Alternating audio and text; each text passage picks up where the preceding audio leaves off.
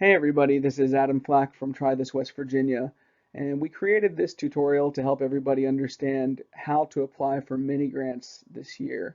It's a little bit different. Typically, this is something that we discuss at the conference. Unfortunately, with the coronavirus pandemic, we were forced to cancel the conference this year.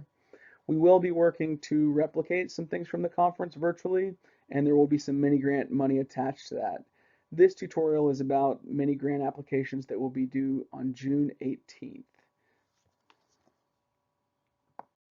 So Try This West Virginia was based on the concept that there are a lot of people all over the state doing amazing things in health and wellness. The mini grants from Try This give you a chance to create new opportunities in your community for people to be physically active and eat healthy food. One thing we do want to mention about the mini grants for this year is that we want everybody to be realistic about what they can do in the upcoming year. So that means probably not having a mini grant that asks for a large gathering in the fall. So with the coronavirus stuff in mind, just be realistic with your expectations with the mini grants for this year. So as I mentioned before, we are going to be doing 2 rounds of funding this year. Today we're going to be talking about the applications that are due June 18th for the first round of funding. And that first step for all of this is to please visit our website, and you can visit the mini grants tile. The address for that's below. And then when you have some questions, feel free to shoot us an email at trythiswv@gmail.com.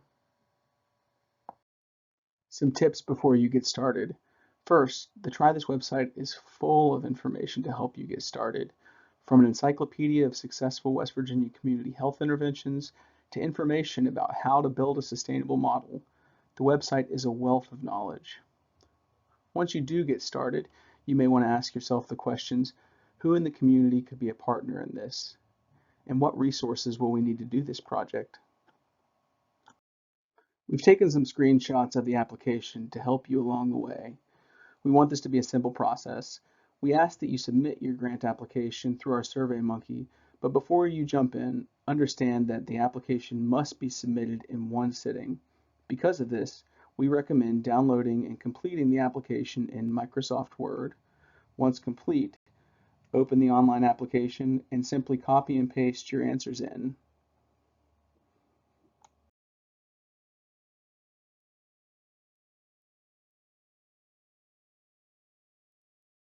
Most importantly, we want you to understand that the Try This staff is very willing to help you with your grant application. So please don't hesitate to reach out to us at trythiswv@gmail.com.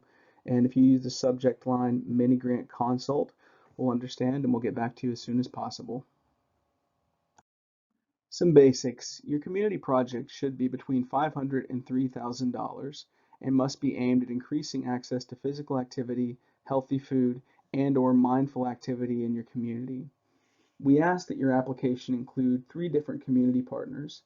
Because we won't be having a conference this year, partner conference participation will not be required. And while we don't require that the applicant be a 501c3, we do ask those that are not tax exempt to include a nonprofit partner to manage the project funds. A competitive application should include a clear explanation of how you plan to do your project. We want at least 3 SMART goals, and if you're unsure what a SMART goal is, that's something we'll get more into as you get into the application. We also want to see diversity as you make your partners. And then we want to see a list of in-kind contributions that match the amount of money that you are requesting. This to-do list can come in handy as you progress through the application, help keeping you organized as you move towards the finish line. We want you to make sure that your project has the information sheet with SMART objectives, the Try This checklist, a long-term planning sheet. You get bonus points if you complete the good example contract. And then those partners that you make, we want to get letters of commitment from each of them. On this part of the application, the thing we want you to remember is to make sure that the project title that you choose is the same project title that you write for the Try This West Virginia checklist, which you'll also do on SurveyMonkey. This helps us put the 2 applications together. The primary contact organization should be the one that's going to receive the funds on the project's behalf. They're the people that are going to write the checks to pay for things and generally be responsible for the funds. Make sure to include the tax ID of the 501c3 that will be participating in the project. If you're unsure what that is, just ask the nonprofit partner that you have and they'll be able to give it to you. The community need is the problem in the community that your project is trying to help solve. Say you're trying to create a disc golf course in Clay County. The need could be because that due to flooding in Clay County, family lost access to safe places for physical activity. When you get to the long-term goal, this is what is the goal of building that? How does that become a building block for more projects to come to help create a more physically active environment in Clay County? The project description is where you're going to give us the heart of the project, succinctly tell us exactly what you're going to be doing.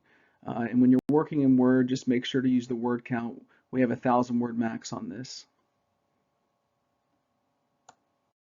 Back to SMART objectives. SMART stands for specific, measurable, attainable, realistic, and time-bound. So basically, we want to make sure that you're telling us who will do what and when each goal will be accomplished. For specific, make sure that you're using real numbers and real deadlines. For the measurable portion, we want you collecting data to help measure your project's progress. For attainable, make sure your goals are not overly challenging. Realistic, is this something your team can accomplish? And time-bound, set deadlines for your project. If you're having any issues creating your SMART goals, make sure to access our worksheet, which is available on the web page.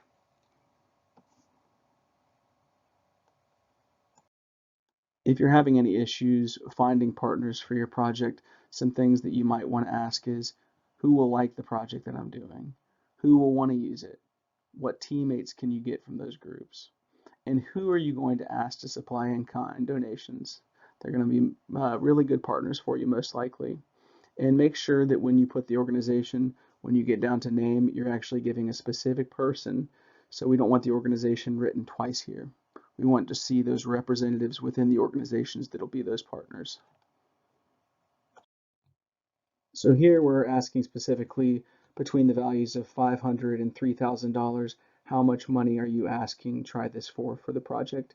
This value will be lower than the total project cost, which will include in-kind. So just put the amount of money you are requesting from Try This here. Let's take a look at the budget sheet.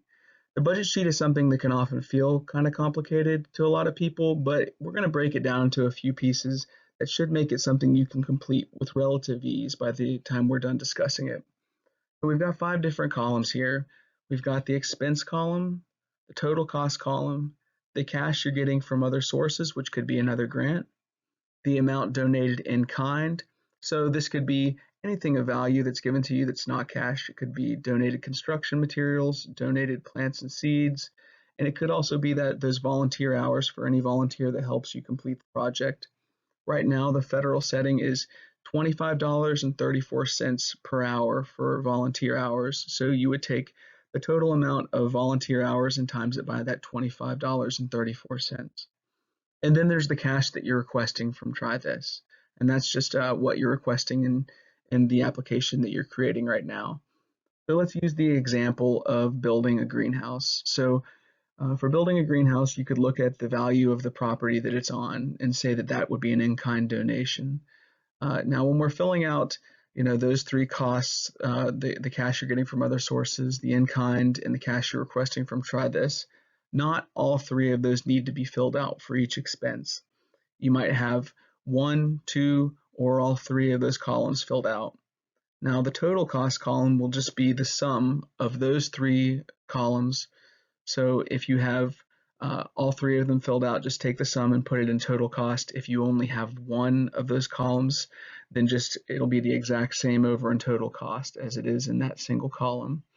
All right, so let's stick to this example of building a greenhouse.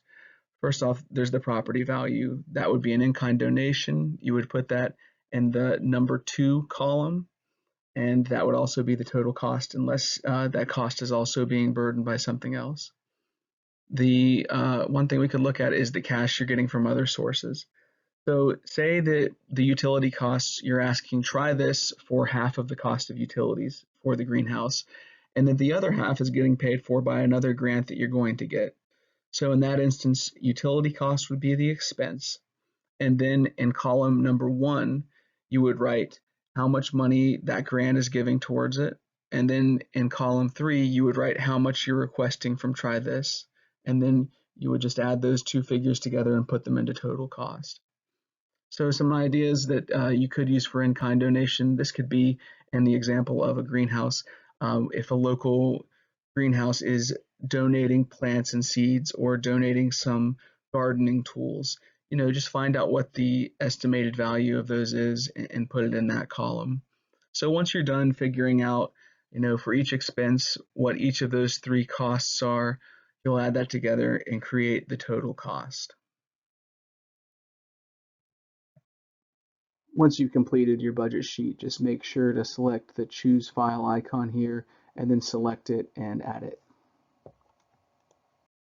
So the Try This community planning checklist is something that you'll do separately on another SurveyMonkey. And this is just really a great activity for your whole team to do. You won't get the full value if you just assign it to one person. This is your chance to really take a good look at what's already been done in your community and together decide what existing projects you'd like to see expanded and what new projects you'd like to see created. The process will give you a much clearer grip on where your project fits in the step-by-step creation of a healthier community, and it might even give you ideas about what you'd like to do once your project is completed.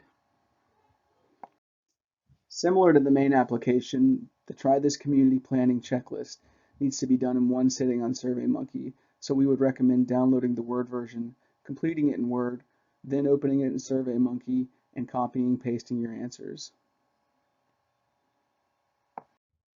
So like I mentioned before, it really is a good idea to complete this community planning checklist with those community partners that you've selected. And you can do that over Zoom, you can do it over the phone. We know that meeting in person might be difficult, so whichever way you choose, but working with them will definitely be helpful in completing. Section 3 of the application is your long-term planning sheet. So like I mentioned before, if you're trying to create a Frisbee golf course in Clay County, your long-term goal would be to increase access to physical activity in Clay County. Let's take a look at the different changes that your mini-grant project may impart. The most common for a mini-grant project through Try This is environmental change. So this is building new sidewalks or bike racks, changing the actual environment of your community. Oftentimes, once you work with environmental change over years, that can start to lead to policy change and systems change. With policy change, we're actually talking about changes in the rules or laws, maybe making it easier for bikers to use the roads. Systems changes is when the actual system of a community begins to look at things differently. So when the hospitals and the businesses and the nonprofits all start to work together to promote that healthy lifestyle. Each project you do is one building block toward a healthier community. After you have done several projects, the community begins to feel different. So we encourage you to think long term and look at your project as one step in the process. So going deeper into that long-term goal section, we're looking at now what are those next steps that you can take. Following up on that step-by-step idea that we just talked about, what are 3 steps your community can take toward your broader goal after your project is finished, or maybe even while you're doing your project? Now on to the letters of commitment. These letters of commitment should come from those partners in the community that you've chosen. It's very important to remember that these letters need to go beyond simply saying, I like this project. Each letter should say what the partner will do for this project.